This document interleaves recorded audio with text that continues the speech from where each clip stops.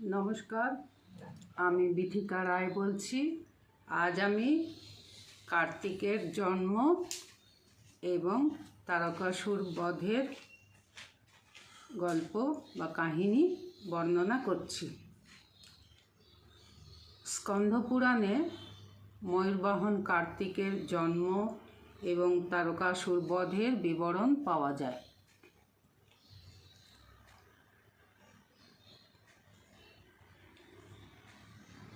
পশ্চিমবঙ্গে কার্তিক সংক্রান্তিতে কার্তিকের পূজা করে থাকেন নিঃসন্তান দম্পতি বা যারা নবদম্পতি সন্তান লাভের কামনায় কার্তিকের পূজা করেন। আমাদের পশ্চিমবঙ্গে রাজ্যে তো এই রীতি আছে, কিন্তু উত্তর ভারতে কোথাও কার্তিকের পুজো বা কার্তিকের মন্দির দেখা যায় না। কিন্তু দক্ষিণ ভারতে তামিলনাড়ুতে কার্তিকের অনেক বড় মন্দির আছে এবং সেখানে কার্তিককে দেব সেনাপতি রূপে দেখা যায়। এছাড়া শ্রীলঙ্কা, মালয়েশিয়া, সিঙ্গাপুরেও কার্তিকের মন্দির আছে এবং কার্তিক সেখানে পূজিত হয়। তারকাসুর নামে অতি ক্রূর, বলশালী, পরাক্রমশালী এক অসুর ছিল। সে খুব অত্যাচারী এবং স্বর্গ, মর্ত্য, পাতাল 3 লোক জয় করার জন্যে কঠোর তপস্যা করেছিল এবং ব্রহ্মাকে সন্তুষ্ট করে ব্রহ্মার কাছে বর চায়, অমরত্ব বর চায়। কিন্তু মর্তলোকে কেউ অমর হতে পারে না, সকলকেই এখানে মৃত্যুবরণ করতে হয়।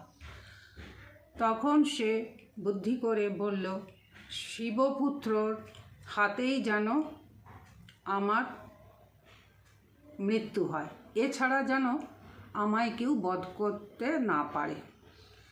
ব্রহ্মা তাকে সেই বরই দিল এবং ব্রহ্মা এই বর দিয়ে অদৃশ্য হলেন।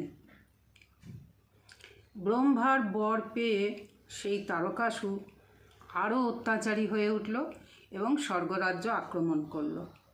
দেবতারা সব ভয়ে তখন বৈকুণ্ঠে বিষ্ণুর কাছে গিয়ে বিষ্ণুর শরণাপন্ন হলো।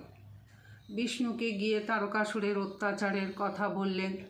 তখন বিষ্ণু বললেন যে ব্রহ্মার বরে সে বলীয়ান হয়েছে এবং ব্রহ্মা তো তাকে বর দিয়েছে যে শিবপুত্র ছাড়া আর কারোর হাতে সে বধ হবে না।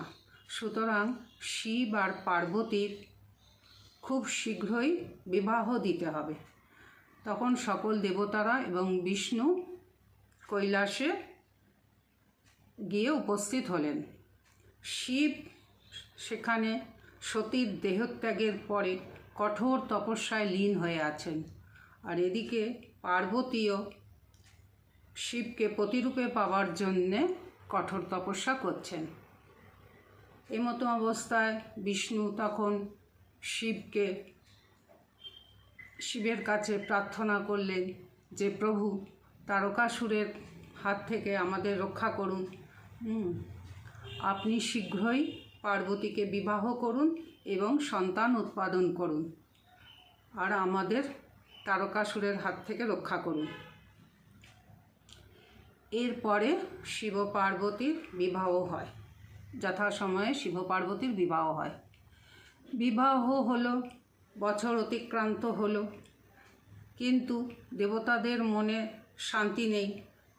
তারা চিন্তা করতে লাগলো যে কবে শিব পার্বতীর সন্তান হবে আর আমাদের তারকাসুরের হাত থেকে রক্ষা করবে।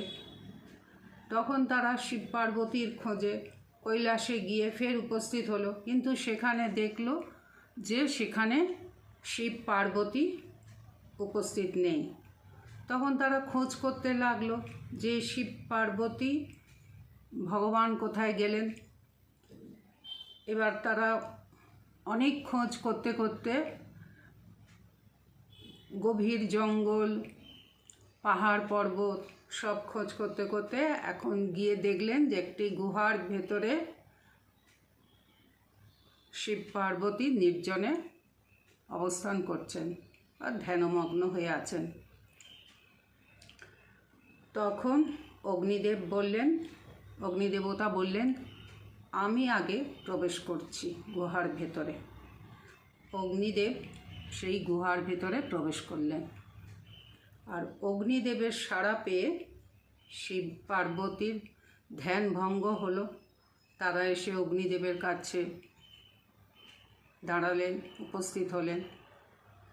এমতো অবস্থায় শিবের বীর্যস্খলন হয় এবং তখন অগ্নিদেব এক পায়রার রূপ ধরে সেই শিবের শক্তিপুঞ্জকে মুখে করে নিয়ে উড়ে গেলেন। কিন্তু শিবের সেই শক্তিকে ধারণ করে রাখার মতো ক্ষমতা সেই পায়রার ছিল না। সে মুখ থেকে নিক্ষেপ করল গঙ্গার বুকে। এবার মা গঙ্গা সেই শক্তিপুঞ্জকে নিয়ে স্বরবনে রাখলেন। স্বরবনে জলের আঘাতে সেই শক্তিপুঞ্জ 6 ভাগে বিভক্ত হলো এবং 6টি শিশুর জন্ম হলো। তখন মা গঙ্গা স্বরবনে সেই 6টি শিশুকে রেখে প্রস্থান করলেন। এদিকে 6 কৃত্তিকা তারা বিশ্বব্রহ্মাণ্ড ভ্রমণ করতে পারেন। তারা তেজস্বিনী মহিলা, তাদের সেই ক্ষমতা আছে, তারা বিশ্বব্রহ্মাণ্ড ভ্রমণ করেন। তারা ভ্রমণ করতে করতে সেই 6টি শিশুকে, নবজাত শিশুকে দেখতে পেলেন এবং তারা সেই কৃত্তিকারা হলেন সপ্তর্ষি মণ্ডলের যে সপ্ত ঋষি, তাদের পত্নী। সেই কৃত্তিকাদের মধ্যে মাতৃভাব জাগ্রত হলো এবং তারা সেই 6টি শিশুকে নিয়ে কৃত্তিকা লোকে চলে গেলেন এবং সেখানে সেই শিশুকে পালন করতে লাগলেন। সেই শিশুদের 6টি শিশুকে পালন করতে লাগলেন। এদিকে নারদমুনি এই খবর নিয়ে কৈলাসে শিব পার্বতীর কাছে গিয়ে উপস্থিত হলেন। নারদমুনির কাছ থেকে এই খবর পেয়ে শিব আর পার্বতী তাদের সন্তানকে দেখার জন্যে ব্যাকুল হয়ে উঠলেন। শিব পার্বতী কৃত্তিকা লোকে গেলেন এবং সেখানে পার্বতী তার সন্তানকে দেখে আনন্দিত হয়ে সেই 6টি শিশুকে একত্রে বুকে জড়িয়ে ধরলেন। যেই মাত্র মাতা পার্বতী তার 6টি শিশুকে একত্রে বুকে জড়িয়ে ধরলেন, তখনই সেই 6টি শিশুর জোড়া লেগে একটি শিশুর রূপ নিল এবং তাদের 6টি মস্তক রূপী একটি শিশু রূপ নিল এবং সেই শিশুকে নিয়ে মাতা পার্বতী কৈলাসে চলে এলেন এবং তাকে, মাতা পার্বতীই হলেন তার গুরু এবং তাকে সমস্ত অস্ত্রশস্ত্র শিক্ষা দিয়ে বড় করতে লাগলেন। আর 6টি কৃত্তিকা তাকে পালন করেছিল বলে সেই শিশুর নাম হলো কার্তিকেয়। আর স্বরবনে জন্ম হয়েছিল বলে তাকে স্বরাননও বলা হয়। আর কার্তিককে দক্ষিণ ভারতে স্কন্ধ, মুরুগন, সুব্রমণিয়াম নামেও পুজো করা হয়, পূজিত হন তিনি। এবার কার্তিকের সঙ্গে তারকাসুরের ভয়ানক যুদ্ধ হলো, প্রবল যুদ্ধ হলো এবং সেই যুদ্ধে তারকাসুর বধ হলো। এইভাবে কার্তিক তারকাসুরকে বধ করলেন এবং এরপরে আরও অনেক অসুর কার্তিক বধ করেছেন বলে কোনো দিন তিনি যুদ্ধে হারেননি। সেই থেকে দেবতারা তাকে দেবতাদের সেনাপতি ঘোষণা করল এবং কার্তিক হলেন দেবসেনাপতি।